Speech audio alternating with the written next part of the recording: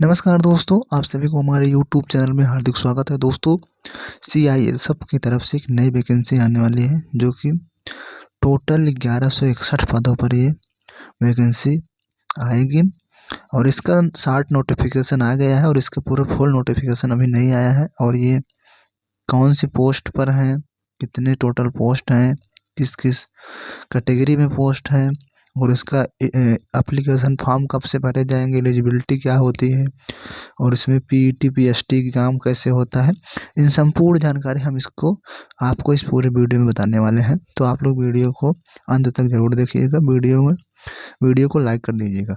तो दोस्तों, ये वैकेंसी है सीआईएसएफ सेंट्रल इंडस्ट्री, ठीक है, इंडस्ट्रियल सिक्योरिटी फोर्स की तरफ से वैकेंसी है। ये पोस्ट है ट्रेड्समैन की, ठीक है। ये ट्रेड्समैन होते हैं जैसे कि कुक हो गया, ये बाल काटने वाले हो गए, खाना बनाने वाले धोबी हो गए, कपड़े धोने वाले हो गए या साफ़ सफाई करने वाले हो गए। तो ये सब ट्रेड्समैन में आते हैं, ठीक है। तो ये ट्रेड्समैन की वैकेंसी आने वाली है।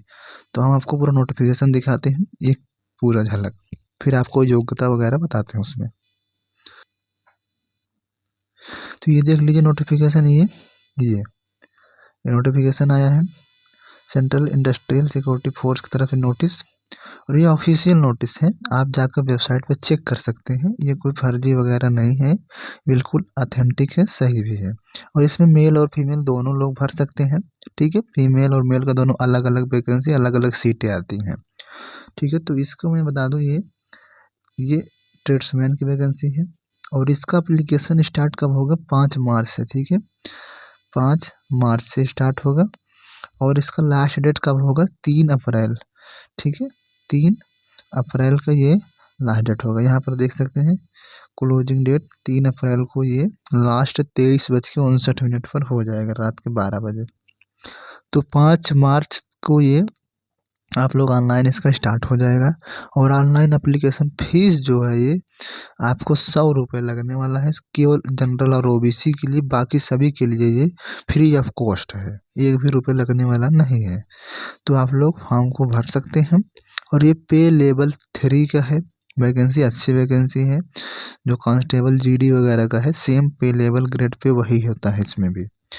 तो बात कर लेते हैं इसमें एलिजिबिलिटी क्राइटेरिया की क्या है। तो एलिजिबिलिटी क्राइटेरिया जो है ये, इसमें आपको हाई स्कूल पास मांगेगा, ठीक है, 10+, ठीक है। हाई स्कूल पास आपका होना चाहिए या आईटीआई होना चाहिए। आईटीआई वालों कैंडिडेट के लिए इसमें प्रेफर दिया जाता है।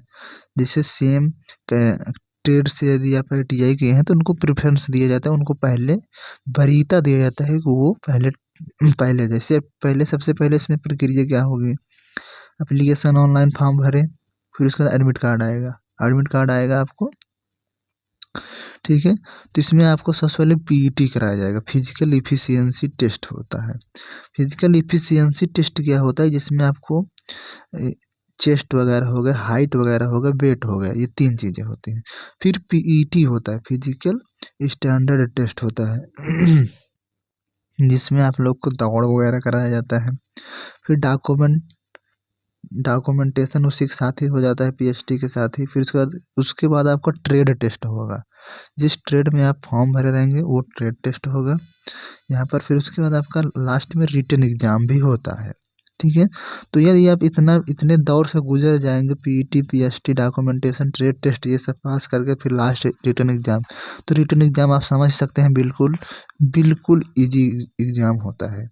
फिर उसके बाद आपका मेरिट लगती है फाइनल मेडिकल एग्ज़ाम के लिए, ठीक है। तो ये सब बाकी सब क्वालिफाइंग नेचर है, सिर्फ आपको रिटन एग्ज़ाम के हिसाब से ही आपका मेरिट तय होता है। तो ये हो गया आपका प्रोसेस पूरा, किस प्रकार से आपको सिलेक्शन होगा। मेडिकल एग्ज़ाम के बाद आपका फाइनल सिलेक्शन हो जाता है, ठीक है। सीधे ट्रेनिंग में भेज दिया जाता है, सीधे ज्वाइनिंग करा दिया जाता है। तो ये हो गया। और बात कर लेते, मैंने बताया हाई स्कूल पास, और आपका स्टार्ट 5 मार्च से होगा 3 अप्रैल तक, और आईटीआई वालों को प्रेफरेंस दिया जाएगा, ठीक है। अब इसमें एज लिमिट की बात कर लेते हैं। तो ये आपको वेबसाइट CISF recruitment.CISF.gov.in पर जाकर चेक कर सकते हैं पूरा डिटेल। और इसमें एजुकेशनल जो क्वालिफिकेशन है, कास्ट सर्टिफिकेट जो भी है वो 3/4 तक ये कंप्लीट होना चाहिए, 3/4 तक, तो मतलब 3 अप्रैल तक लास्ट डेट के पहले पहले डॉक्यूमेंट बने होने चाहिए। और सबसे बड़ी खास बात, यदि आप इसमें कास्ट सर्टिफिकेट लगा रहे हैं तो सेंट्रल वाला ही लगाइएगा, अन्यथा आपको मान्य नहीं किया जाएगा। डॉक्यूमेंट वेरिफिकेशन में आपको जनरल में डाल दिया जाएगा, ये रूल है, याद रखना। और आपको 3 मार्च तक सारा डॉक्यूमेंट कंप्लीट होने चाहिए। और एज लिमिट की बात कर लेते हैं। एज 18 से 23 साल लेता है, ठीक है, 18 से 23 साल इसमें एज लिमिट है नॉर्मली सभी के लिए। और ये काउंट होगा 1/8/2025, ठीक है, 1/8/2025 मतलब 1 अगस्त से इसका काउंट किया जाएगा, ठीक है। उसके अलावा एज, अब बात कर लें छूट के लिए। हाँ बिल्कुल, इसमें छूट मिलेगी आप सभी के लिए। ओबीसी के लिए 3 साल की छूट, SC ST के लिए 5 साल की छूट मिलती है। बाकी अन्य जो भी हैं, या भूतपूर्व सैनिक हो गए, विकलांग हो गए, या अन्य श्रेणी होती है उनके लिए 10 साल की छूट मिलती है। अलग अलग श्रेणी के लिए अलग अलग छूट होती है, वो फुल नोटिफिकेशन में आपको मिल जाएगा, ठीक है। अभी के लिए इतना ही, 18 से 23 और ओबीसी के लिए 18 से 26, ठीक है। उसके बाद SC ST के लिए 18 से सीधे 28 साल तक। तो ये हो गया एज लिमिट की। अब बात कर लेते हैं, देख लीजिए मैंने बताया पे लेवल 3 का ये है जॉब, ये पूरे ऑल इंडिया के लिए होता है, ठीक है। और ये सभी पूरे ऑल इंडिया में ड्यूटी लगती है। और इसमें बात कर लेते हैं, देखो नेम ऑफ पोस्ट, कुक में आया है 400 पोस्ट, सबसे ज़्यादा कुक में आया है, खाना बनाने वाले। जो भी खाना अच्छा बनाना जानते हैं वो फॉर्म को ज़रूर भरें। मेल में 400 पोस्ट, 400 पोस्ट बहुत होती है। फीमेल में 44 पोस्ट, टोटल 444 पोस्ट। और एक सर्विसमैन के लिए 49, इस प्रकार से 493। फिर वहीं आ जाता है कोबर, ठीक है, कोबलर के लिए आया है, ये 7 आया है। मेल के लिए टोटल हम बता देते हैं 8 आया है, इसमें मेल और फीमेल इसमें आप देख सकते हैं। उसका टेलर का आया है टोटल 21। उसका बार्बर का आया है 180। वाशरमैन का आया है 236। स्वीपर का आया है 137। पेंटर का आया है 2। उसके कारपेंटर का आया है 8। इलेक्ट्रीशियन का आया है 4। माली का आया है 4। वेल्डर का आया है 1। और ये चार्ज मैकेनिकल 1। और ये MP अटेंडेंट, ठीक है, ये 2। तो इस प्रकार से टोटल आपके पास ये 1151 पोस्टों पर ये टोटल वैकेंसी आई है, ठीक है। तो अभी इसका फॉर्म आप लोग मार्च से भरे जाएंगे, ठीक है।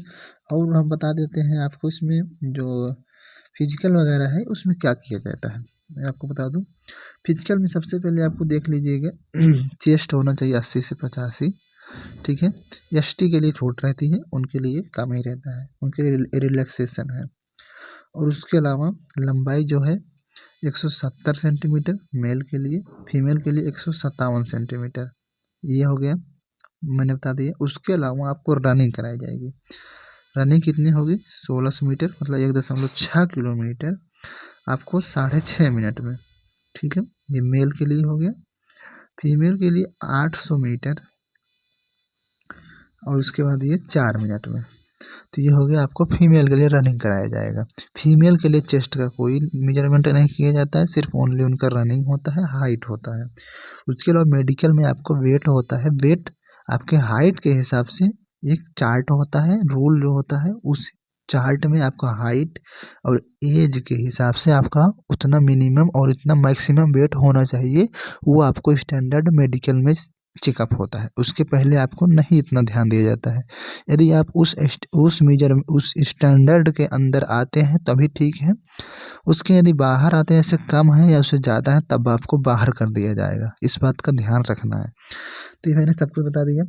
और बात कर लेते हैं एग्ज़ाम जो फाइनल एग्ज़ाम हो, ट्रेड टेस्ट में क्या होता है, ट्रेड टेस्ट में आपको सिर्फ क्वालिफाइंग है। ट्रेड टेस्ट में आपको जिस ट्रेड को आप फॉर्म भरे रहेंगे, जिस ट्रेड में आप क्वालिफाई किए रहेंगे, वो आपको काम देते हैं।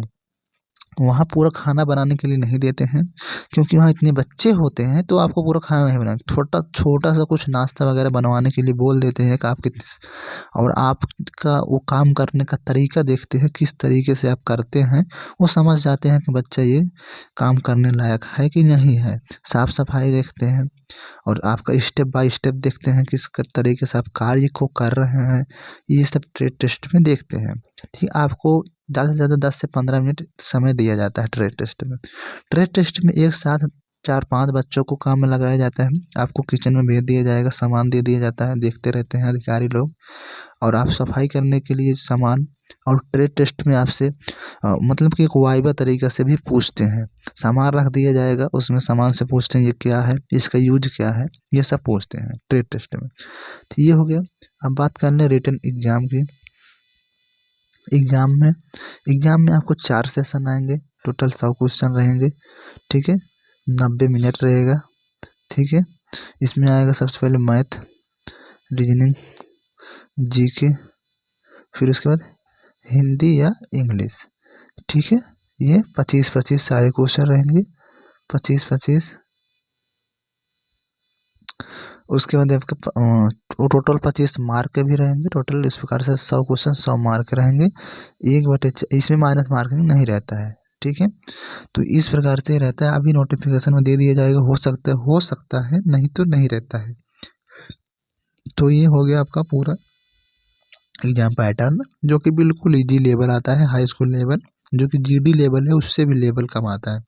हिंदी इंग्लिश में दोनों में से एक करना है, चाहे जो आपका पसंद आए, जो अच्छा लगे, जो इजी लगे वही करिएगा। बाकी ये तीनों कंपलसरी है। तो ये हो गया एग्जामिनेशन का पूरा पैटर्न। तो इस प्रकार से मैंने पूरा चीज़ें बता दी हैं।